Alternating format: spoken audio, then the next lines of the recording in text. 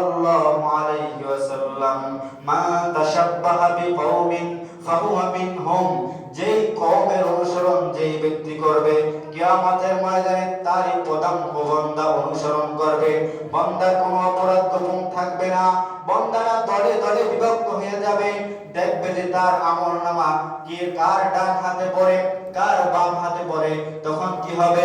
ক্বালা রাসূলুল্লাহি সাল্লাল্লাহু আলাইহি ওয়াসাল্লাম ওয়া ইবনে মাসউদ রাদিয়াল্লাহু তাআলা আনহুমা ওয়া আনহুম আনিন নবী সাল্লাল্লাহু আলাইহি ওয়াসাল্লাম লা তাযুলু কদামু ইবনি আদম হাত্তা ইউসআলা আন খামসিন, আন উমরিহি ফীমা আফনা, আন শাবাবিহি ফীমা আবলা। কিয়ামতের ময়দানে বান্দাকে 5টা প্রশ্ন করা হবে। নবী আলাইহিস সালাম তাকিদ দিয়ে বলেন, এই 5টা প্রশ্নের জবাব যতক্ষণ পর্যন্ত কোনো বনি আদম দিতে না পারবে ততক্ষণ পর্যন্ত এই বনি আদমের পাকে সামনের দিকে হটাইয়া দিতে পারবে না। কি প্রশ্ন? বনি আদম, তোমাকে আল্লাহ 60 বছর 70 বছর 80 90 100 বছরের হায়াত দান করতে, তোমাকে এই হায়াত দান করার পরে এই হায়াতকে কোন কাজে ব্যয় করছো? তখন বান্দা বলবে, আহারে কি অবস্থা হবে তখন, যে আহার এই এত কঠিন মুহূর্তের সময় যখন তার হায়াতের হিসাব চাবে, দেখবে কিছুই গোপন নাই। ফজরের সময় মুয়াজ্জিন ডাকতেছে আসসালাতু খায়রুম মিনান নাওম, কিন্তু বান্দা নাক টেনে ঘুমায় আর মসজিদে যায় না। জোহরের সময় ডাকতেছে, মসজিদে যাইতেছে না। আসরে ডাকে, মাগরিবে ডাকে, এশায় ডাকে, জুমায় ডাকে, কোন ওয়াক্তের নামাজেই বান্দা মসজিদে হাজির হয় না। কিন্তু বান্দা না হাজির হওয়ার পরেও কিয়ামতের ময়দানে যখন উঠবে তখন এর হিসাব চাইবে। তারপর তোমার যৌবনকাল কোন জায়গায় ব্যয় করছো? বালেগ হওয়ার পর থেকে তুমি যতদিন যুবক অবস্থায় ছিলা, তোমার হাতের শক্তি ছিল, তোমার পায়ের শক্তি ছিল, চোখের শক্তি ছিল, কানের শক্তি ছিল, তুমি দাঁড়িয়ে দিয়ে রাত্রে তাহাজ্জুদের নামাজ পড়তে পারতা, দাঁড়িয়ে দাঁড়িয়ে ইবাদত করতে পারতা, বندگی করতে পারতা। কিন্তু বান্দা তুমি তো কিছুই করলা না।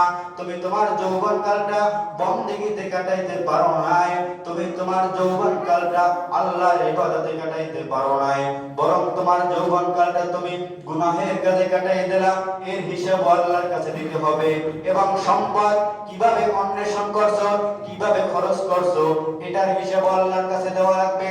এই 5টা প্রশ্নের হিসাব না দেওয়া পর্যন্ত কিয়ামতের ময়দানে কোনো বনি আদম তার পাকে সামনের দিকে হটাতে পারবে না। তখন কি অবস্থা হবে? যার আমলনামা ডান হাতে পড়বে সে তো আল্লাহর জান্নাতে যাবে, আর যার আমলনামা বাম হাতে পড়বে সে তো নাফরমান অবস্থায় আল্লাহর গোস্বা অবস্থায় জাহান্নামে চলে যাবে। এখন আমরা বলতে পারি, তাহলে কি আমরা জান্নাতে যেতে পারবো না? না, এটা তো আল্লাহর গজবের কথা। কিন্তু আল্লাহর রহমত কি? হাদিসের ভিতরে আসছে যে আল্লাহ রাব্বুল আলামিনের গজব, রাগ, গোস্বার উপরে আল্লাহ রাব্বুল আলামিনের রহমত, আল্লাহ রাব্বুল আলামিনের মাগফিরাত প্রদান হয়ে গেছে। আমার নবী আলাইহিস সালাতু ওয়াস সালামকে আল্লাহ বলবে, হে নবী, দেখেন तमाम জাহান্নাম খুঁজে খুঁজে দেখেন কোন বান্দার কলবের ভিতরে এক সরিষার দানা পরিমাণ ঈমান আছে, তাকেও বের করে জান্নাতে নিয়ে আসে। সুবহানাল্লাহ। পুরা জাহান্নাম খুঁজতে থাকবে, খুঁজতে খুঁজতে যখন সর্বশেষ বান্দাকে জাহান্নাম থেকে বের করা হবে, পুরো কয়লা হয়ে যাবে। আল্লাহ রাব্বুল আলামিন হায়াত নামক পানিতে তাকে গোসল করিয়ে তারপর আল্লাহ জান্নাতে দিয়ে দেবে। এবং কি হবে? ফামাই ইয়ামাল মিসকালা যাররাতিন খায়রান ইয়ারা, এক যাররা কাকে বলা হয়? দেখবেন একটা কাপড় যখন নিগড়িয়ে ঝাঁকি দেওয়া হয়, ছোট ছোট রেণু রেণু হাওয়ার সাথে উড়ে যায়, এটাকে বলা হয় যাররা।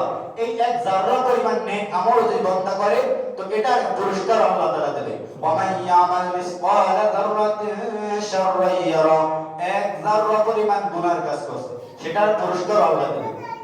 তো কিয়ামতের ময়দানে এভাবে আল্লাহ রাব্বুল আলামিন তার সমস্ত হিসাব নেওয়ার পরে এই যাররা পরিমাণ নেক আমল করে যার কলবের ভিতরে এক যাররা পরিমাণ ঈমান থাকবে, তাকেও কোন একদিন ওই জাহান্নাম থেকে উঠিয়ে আল্লাহ রাব্বুল আলামিন জান্নাতে দেবে।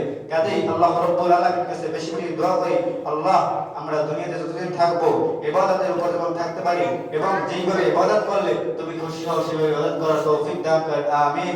ওয়া আখিরু দাওয়ানা আনিল হামদুলিল্লাহি রাব্বিল আলামিন। আসসালামু আলাইকুম ওয়া রাহমাতুল্লাহি ওয়া